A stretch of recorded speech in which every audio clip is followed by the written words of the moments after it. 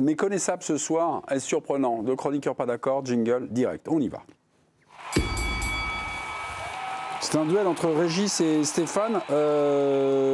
Est-ce surprenant? Oui pour Stéphane, non pour Régis. On est d'accord, on parle là-dessus? Oui, oui. On parle là-dessus. Stéphane, oui, vous êtes plutôt surpris. Pourquoi? Je suis surpris parce que j'ai pas reconnu Brest ce soir. Voilà, c'est pas une défaite à la pédale, quoi. Ils ont été battus par le FC Barcelone, il n'y avait rien à dire, ils étaient moins bons. Ce soir, je pense pas qu'ils aient joué une équipe qui leur était très supérieure. Par contre, rien de ce qu'on a vu des Brestois depuis le début de la saison n'a été vu ce soir. Il n'y avait pas de force collective, il n'y avait pas d'organisation, il n'y avait pas de bloc équipe, il n'y avait pas de vigueur dans les duels, une équipe qui n'avançait pas. Enfin bref, vraiment méconnaissable. Donc je suis surpris par rapport à ça. Qui perdent le match, ça c'est le foot. Et j'avais dit hier que pour moi, ils n'étaient pas favoris, ils étaient outsiders. Mais par contre, pas comme ça. Pas comme ça. Vous n'êtes pas surpris? Je ne suis pas surpris de voir Brest piquer du nez compte tenu de ce qu'est Brest dans le paysage du football européen. Je n'attends pas de Brest qui fasse des exploits tous les 3 jours et demi. Il y a bien un moment où on sait que Brest ne va pas tenir le haut du pavé comme ça. Ce n'est pas une machine de guerre, Brest.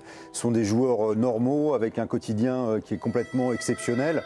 Donc moi, je m'attendais... En plus, ils étaient déjà qualifiés avant d'arriver au Shakhtar. Je veux dire, c'est quand même des gens qui ont droit à la décompression et au non-match. Donc ça me surprend absolument pas que ça tombe ce soir. Ok, surpris, pas surpris. À vous de jouer. Et le président va trancher, Régis ou Stéphane, sur cette question. Non, ils ont tous les deux raison, mais après... il y en a un qui a un peu tort. Non, mais un petit peu plus surpris par rapport à ce qu'on a vu depuis le début de la campagne européenne. Moi, j'irais un peu plus là-dessus, mais après, je comprends Régis, dans le sens où... C'est pas une équipe qui est peut-être formatée pour jouer tous les 3-4 jours et être très performante tous les 3-4 jours. Vous avez... mais je dirais, ouais, je m'attendais à mieux quand même. Vous avez rappelé ce que nous a dit Lucas, le supporter de Brest, en affrontant le Shakhtar. Il a associé de jouer le Shakhtar à jouer contre Angers, à jouer contre... Et j'ai lu un article, ça doit être Franck Ledors dans l'équipe, ce déplacement à Gelsenkirchen, on va dire, ne passionnait pas fondamentalement les Brestois. Ils n'étaient pas repus, mais il y avait des difficultés de tu veux dire les supporters ou les les joueurs? supporters, non, les supporters. Ils sont au caviar. Non, mais je sais pas, mais ça va vite, hein. Oui, ça va vite. Non, mais il y avait un truc, c'est compliqué d'y aller, tout ça, il y a voilà.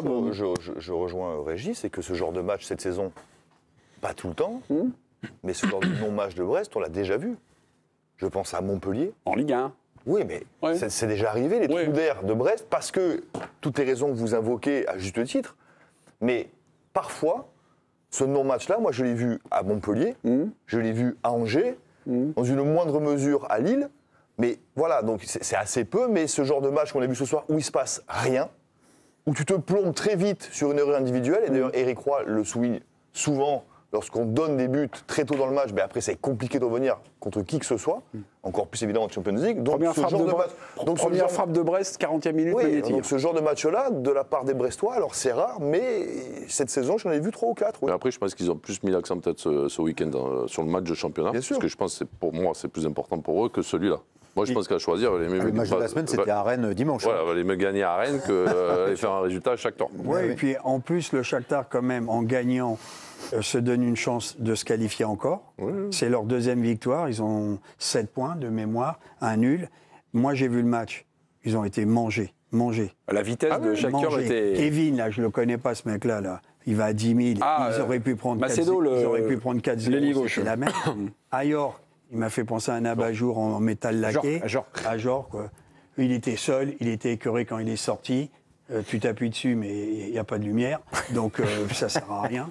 Donc, il faut ajouter qu'il y avait 7 blessés aussi à Brest. Oui, mais c'est même un miracle. C'est pas l'effectif du PSG. Brest, on est tous derrière. C'est la belle fiancée de cette Europe. On est content pour eux, on espère, on prie. C'est la petite nouvelle qui arrive dans le quartier, quoi. Mais, entre nous, sincèrement, ça va être de plus en plus dur. Et beaucoup de clubs espèrent les cadors qui vont être en barrage, le Real Madrid, la Juve, c'est peut-être leur erreur. Peut-être, mais quand même. Moi, comme il fallait pas les porter, il faut pas les enterrer parce qu'ils ont perdu un match. Non, je les enterre pas.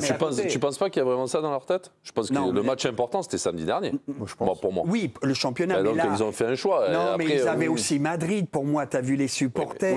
Madrid, ils vont pas faire un choix. Ils vont arriver là, ça va être les yeux comme ça, ils vont courir de partout, ils vont faire un match énorme. Non, mais après, il y a Madrid dans leur tête, c'est la fête.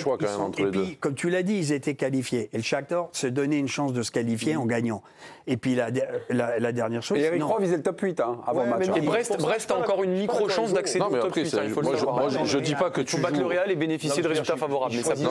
Non, je dis pas que. Voilà, c'est ce que je veux te dire. Je veux dire que moi, si tu demandes à Eric, à Rennes, et celui-là, il va aller sur Rennes. Mais crois-moi, ils n'ont pas choisi de faire cette première demi-heure ce soir. Je suis d'accord. C'est pas le choix, en fait. Je pense que la priorité, c'était plus ça. Et puis eux, pour exister en Ligue des Champions, ce qu'ils ont fait à tous leurs matchs quasiment, c'est qu'ils doivent tous être. Il y avait un bloc équipe hyper soudé et individuellement tous à 120%.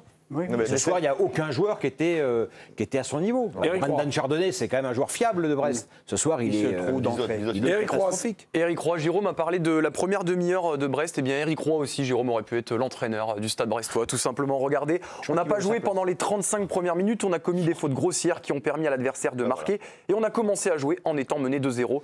Ma grande déception, c'est de ne pas avoir joué le match dès le début. C'est incompréhensible parce qu'on n'avait rien à perdre et on était amorphe en première période.